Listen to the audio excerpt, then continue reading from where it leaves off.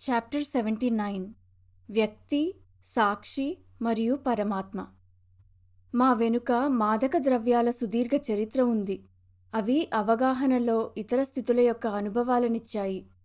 కానీ అవి మాకు వెలసిపోయిన జ్ఞాపకాలను ఇంకా నిస్సహాయ విచారాలని మిగిల్చాయి. తెలుసుకోగల వాస్తవం ఒకటుందని మాకు తెలుసు, కానీ ఎలా అని తెలియదు. మాకు సహాయం చేయగలరా? నువ్వు కోరేది నీలోనే ఉంది. నా విషయమే తీసుకో. నా ఆత్మ సాక్షాత్కారం కోసం నేను ఏమీ చేయలేదు. మా గురువుగారు చెప్పారు, వాస్తవం నాలోనే ఉంది అని.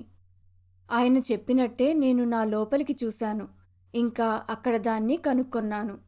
సత్యాన్ని చూడడం ఒకరి ముఖాన్ని అద్దంలో చూసుకున్నంత తేలిక. కాకపోతే ఆ అద్దం స్పష్టంగా ఇంకా కళంకం లేకుండా ఉండాలి. వాస్తవికతను ప్రతిబింబించడానికి ఒక నిశ్శబ్ద మనస్సు కావాలి.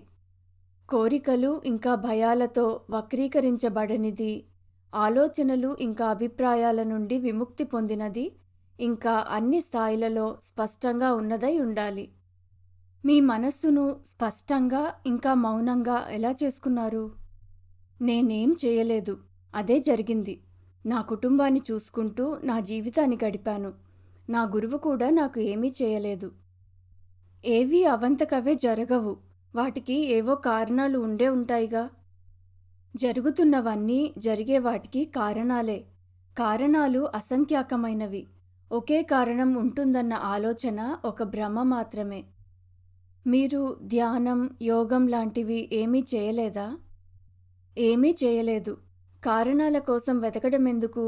మొదట్లో నేను ఉన్నాను అన్న దానిపై నా శ్రద్ధనుంచేవాడిని. తరువాత నా జీవితం గడుపుతూ పోయాను. నా గురువు మాటలు నిజమయ్యాయి, అంతే. ఇదంతా ఒక ప్రక్రియ. నువ్వు సమయానుసారంగా విషయాలను వేరు చేసి కారణాల కోసం వెతుకుతావు. మీరు ఇప్పుడేం చేస్తున్నారు?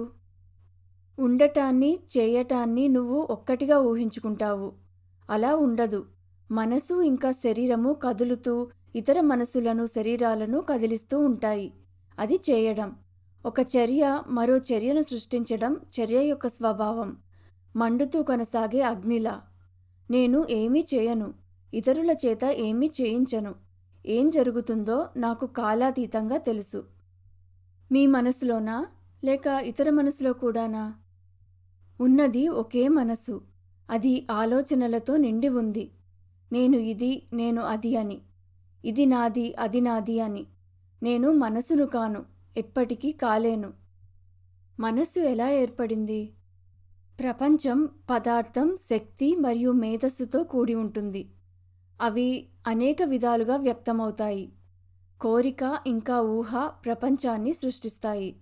మేధస్సు రెండిటిని సమన్వయం చేస్తుంది, ఇంకా సామరస్యాన్ని, శాంతిని కలిగిస్తుంది. నాకు ప్రతీదీ కేవలం జరుగుతుంది. నాకు తెలుస్తుంది, కానీ ప్రభావితపడను. మీకు తెలిసినప్పుడు ప్రభావితం కాకుండా ఎలా ఉండగలరు? గ్రహించడం అంటే మార్పు చెందడం.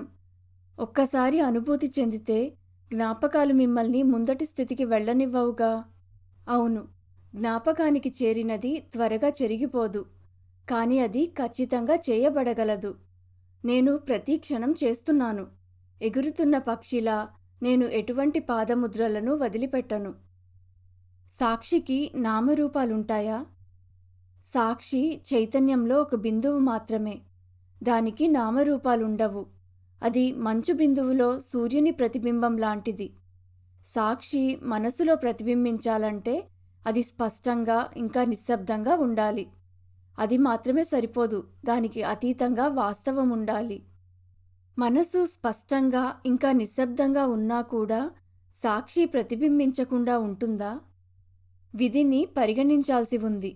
స్పృహలో లేనిది విధి యొక్క పట్టులో ఉంది. ఒకరు ఎదురు చూడాల్సి రావచ్చు, కానీ విధి యొక్క చెయ్యి ఎంత బలంగా ఉన్నా ఓర్పుతో, ఆత్మనిగ్రహంతో దాన్ని ఎత్తివేయగలవు. చిత్తశుద్ధి ఇంకా స్వచ్ఛత అడ్డంకులను తొలగిస్తాయి. మనసులో వాస్తవం యొక్క దర్శనం కలుగుతుంది. ఒకరు ఆత్మనిగ్రహాన్ని ఎలా సాధించగలరు? మొదట నిన్ను నువ్వు ఏమనుకుంటున్నావో అది నువ్వు కాదని అర్థం చేసుకో. నువ్వు అనుకునేది ఒక ఊహ మాత్రమే. నువ్వు ఆత్మవు. నీకు తల్లిదండ్రులు లేరు. నువ్వు పుట్టలేదు.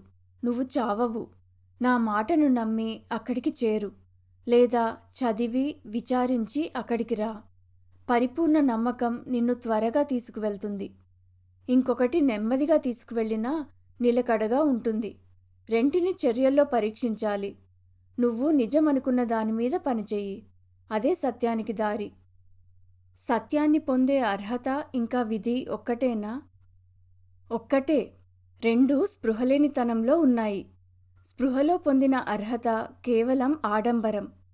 అవగాహన ఎప్పుడూ అడ్డంకులతో ఉంటుంది. అడ్డంకులు లేనప్పుడు ఒకరు దాన్ని దాటి వెళ్తారు.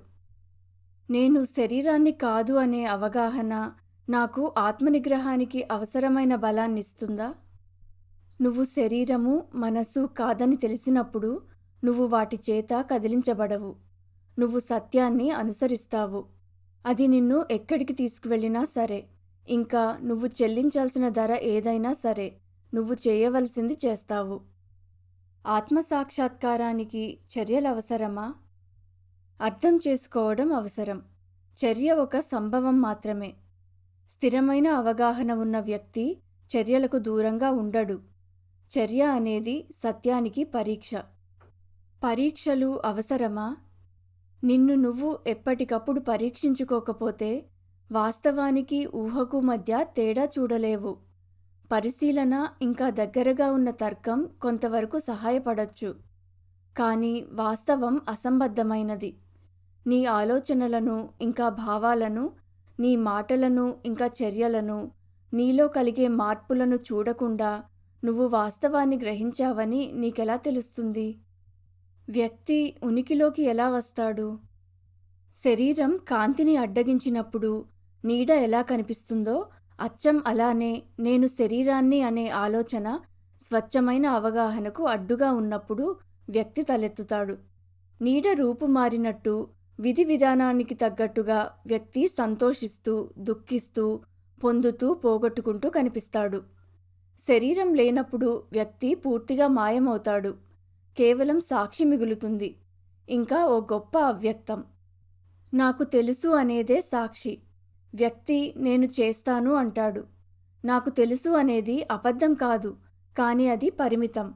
నేను చేస్తాను అనేది మొత్తంగా అబద్ధం. ఎందుకంటే చేసేవాడు అసలు లేడు. అన్నీ అవంతకవే జరుగుతాయి. మరి చర్య అంటే ఏంటి? విశ్వం నిండా చర్యలే ఉన్నాయి, కానీ చేసేవాడు లేడు. అసంఖ్యాకమైన వ్యక్తులు ఉన్నారు. చిన్న, పెద్ద వ్యక్తులు. గుర్తింపు వల్ల తమను తాము చేసేవారిగా ఊహించుకుంటారు. అయినా ఈ సమస్త మహదాకాశం ఒకే మొత్తం అన్న నిజం మారదు. దానిలోనే అన్నీ ఒకదానిపై ఒకటి ఆధారపడుతూ, ఒకదాన్ని ఒకటి ప్రభావితం చేస్తూ ఉంటాయి. నక్షత్రాలు మనల్ని లోతుగా ప్రభావితం చేస్తాయి. ఇంకా మనము నక్షత్రాలను ప్రభావితం చేస్తాము. చర్యల నుంచి వెనక్కు, అవగాహన వైపుకు అడుగువెయ్యి. చర్యలను శరీరానికి, మనసుకు వదిలేసాయి. అది వాటి రాజ్యం. శుద్ధ సాక్షిగా మిగులు. సాక్షిత్వం పరమాత్మలో విలీనమయ్యే వరకు.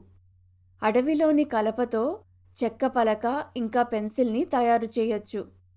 పెన్సిల్తో రాసిన అక్షరాలను సాక్షి చదివి, పలక ఇంకా పెన్సిల్ చెక్కవే అయినా రాతలకు మాత్రం చెక్కతో సంబంధం లేదని, అది అధ్యారోపణ అని తెలుసుకుంటుంది. ఆ రాతలు మాయమైనా పట్టించుకోనవసరం లేదు అని గ్రహిస్తుంది.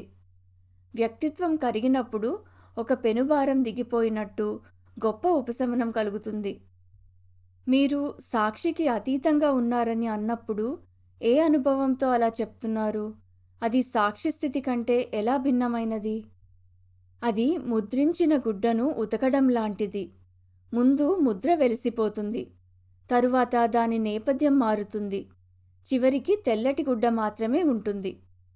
తెల్లటి గుడ్డతో మొదలై తెల్లటి గుడ్డతో మిగులుతుంది. ముద్రలు మధ్యలో వచ్చినవి, అంతే. అలానే వ్యక్తిత్వం వెలసిపోయి సాక్షిని మిగులుస్తుంది. సాక్షిపోయి శుద్ధ చైతన్యం మిగులుతుంది. అవగాహన యొక్క వస్తువు లేకుండా అవగాహన ఉంటుందా? వస్తువుతో అవగాహన ఉన్నప్పుడు దాన్ని మనం సాక్షిత్వం అన్నాము. కోరిక, భయం వల్ల వస్తువుతో నీకు గుర్తింపు ఏర్పడినప్పుడు దాన్ని వ్యక్తి అంటాము. నిజానికి ఉన్నది ఒకే స్థితి. స్వీయ గుర్తింపుతో చెదిరినప్పుడు దాన్ని వ్యక్తి అంటాము. ఉన్నాను అన్న భావనతో రంగు వేయబడినప్పుడు దాన్ని సాక్షి అంటాము. రంగులేని ఇంకా అపరిమితమైన స్థితిలో దాన్ని పరమాత్మ అంటాము. నేను ఎప్పుడూ అశాంతిగా, కోరికతో, ఆశతో వెతుకుతూ, ఆనందిస్తూ, విడిచిపెడుతూ, మళ్ళీ వెతుకుతూ ఉంటాను. నన్ను మరిగిస్తున్నదేంటి? నీకు తెలీకుండా నిన్ను నువ్వు వెతుకుతున్నావు. నువ్వు నీ ప్రేమకు అర్హమైన దాన్ని కాంక్షిస్తున్నావు. అజ్ఞానము వల్ల దాని కొరకు ద్వంద్వాలు, వైరుధ్యాలు ఉన్న ప్రపంచంలో వెతుకుతున్నావు. నువ్వు దాన్ని నీలో కనుగొన్నప్పుడు నీ శోధన ముగుస్తుంది. పోటీ పడడానికి ఈ దుఃఖభూయిష్టమైన ప్రపంచం ఎప్పుడూ ఉంటుందిగా. ముందుగా ఊహించకు. వ్యక్తీకరణలో వ్యతిరేకతలు ఉంటాయి. సుఖము ఇంకా దుఃఖము, మంచి ఇంకా చెడు, ఎక్కువ ఇంకా తక్కువ, అభివృద్ధి ఇంకా తిరోగతి, విశ్రాంతి ఇంకా పోరాటం, ఇవన్నీ కలిసి వస్తాయి, ఇంకా కలిసి వెళ్తాయి. ప్రపంచం ఉన్నంతవరకు ఇవి తప్పవు. నేను పరిపూర్ణతను ఏ విధంగా పొందగలను? ఊరికే ఉండు. ప్రపంచంలో నీ పనిని చేయి, కానీ అంతరంగంలో మౌనంగా ఉండు. అప్పుడు అన్నీ అవే వస్తాయి. సాక్షాత్కారం కోసం నీ పనిపైన ఆధారపడకు. నీ పని ఇతరులకు సహాయపడవచ్చు, కానీ నీకు కాదు. మనసు యొక్క మౌనమే నీకు దారి.